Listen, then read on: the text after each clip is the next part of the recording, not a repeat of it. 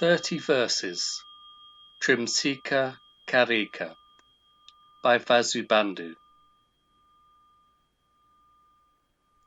The metaphors of self and events, which develop in so many different ways, take place in the transformation of consciousness, and this transformation is of three kinds.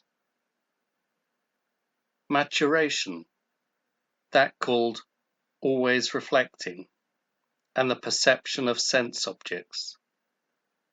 Among these, maturation is that called the store consciousness, which has all the seeds. Its appropriations, states, and perceptions are not fully conscious, yet it is always endowed with contacts, mental attentions, feelings, cognitions, and volitions.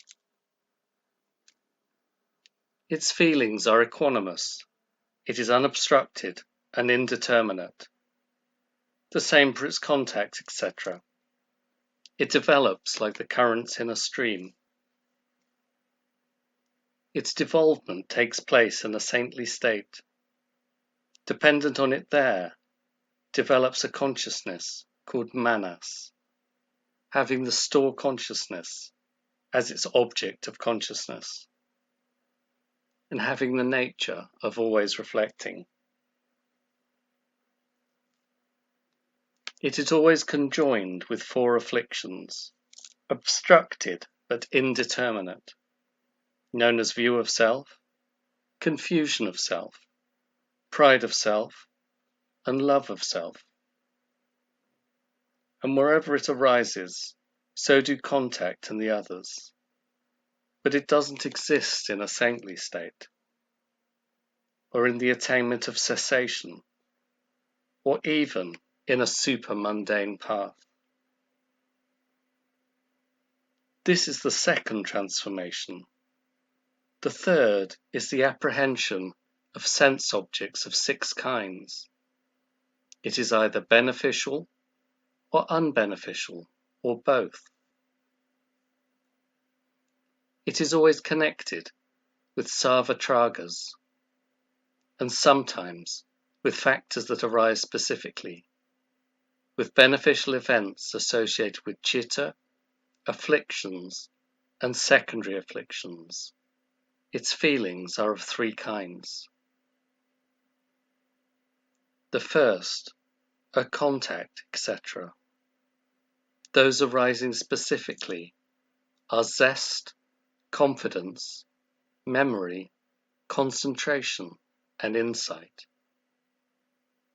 The beneficial are faith, inner shame, dread of blame, the three starting with lack of greed, vigour, tranquility, carefulness, and non-harming. The afflictions are attachment, aversion, and confusion, pride, view, and doubts. The secondary afflictions are anger, malice, hypocrisy, maliciousness, envy, selfishness, deceitfulness, guile, mischievous exuberance, desire to harm, lack of shame, lack of dread of blame, mental fogginess, excitedness, lack of faith, sloth, carelessness, loss of mindfulness, distractedness, lack of recognition, regret, and torpor, initial mental application, and subsequent discursive thought. The last two pairs are of two kinds. In the root consciousness, the arising of the other five takes place according to conditions, either all together or not, just like waves in water. The co-arising of a mental consciousness takes place always except in a non-cognitional state. or in the two attainments, or in torpor, or fainting, or in a state without citta. This transformation of consciousness is a discrimination, and as it is discriminated, it does not exist, and so everything is perception only. Consciousness is only all the seeds, and transformation takes place in such and such a way, according to a reciprocal influence, by which such and such a type of discrimination may arise. The residual impressions of actions, along with the residual impressions of a dual apprehension, cause another maturation of seeds to occur, where the former maturation has been exhausted. Whatever range of events is discriminated by whatever discrimination is just the constructed own being, and it isn't really to be found. The interdependent own being, on the other hand, is the discrimination which arises from conditions, and the fulfilled is its state of being separated always from the constructed. So, it is to be spoken of as neither exactly different nor non-different from the interdependent, just like impermanence, etc.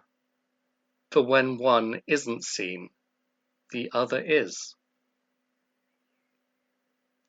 The absence of own being in all events has been taught with a view towards the three different kinds of absence of own being in the three different kinds of own being.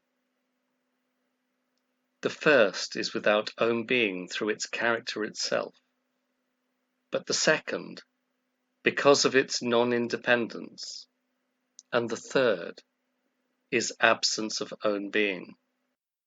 It is the ultimate truth of all events, and so it is suchness too, since it is just so all the time, and it's just perception only. As long as consciousness is not situated within perception only, the residues of a dual apprehension will not come to an end. And so, even with the consciousness, quote, all this is perception only, end quote, because this also involves an apprehension. For whatever makes something stop in front of it isn't situated in this only.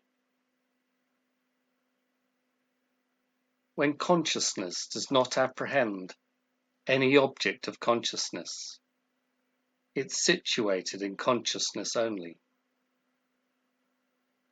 For with the non-being of an object apprehended, there is no apprehension of it.